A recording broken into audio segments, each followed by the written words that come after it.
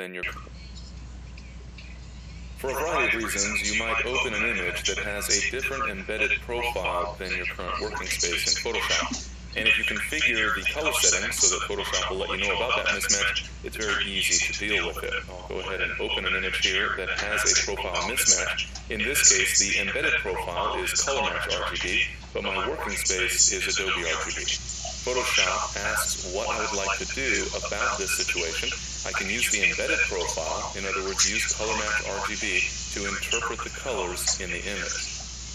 That means I would be using a different profile for this image than my working space, which, generally speaking, is intended to provide a common color space for working with all of your images.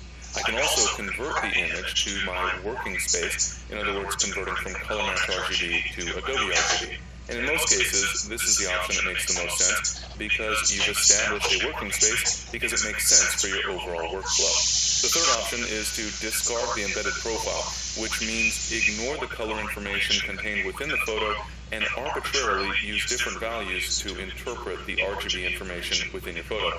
That probably doesn't sound like a good idea, and that's because I consider it to be a very bad idea. So in most cases, I would use the convert option. The only reason to use the embedded option is if you've received an image from someone else that has been prepared in a different way, for example, a slide that has been scanned using a film scanner, then you might want to take a look at the image with its embedded profile so that you have a better sense of what that image actually looks like.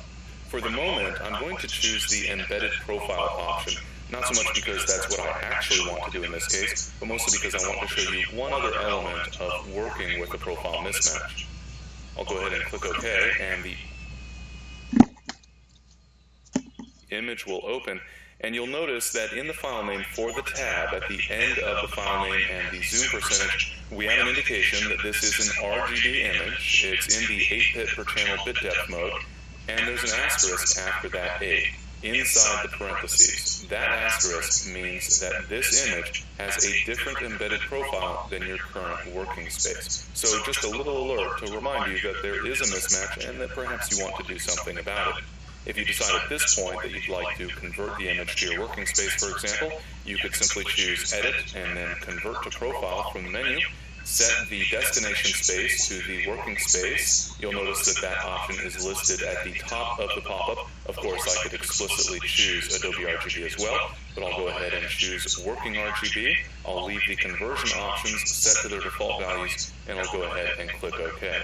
And this image has now been converted from the color space it started with, Color Match RGB, into my working space, Adobe RGB.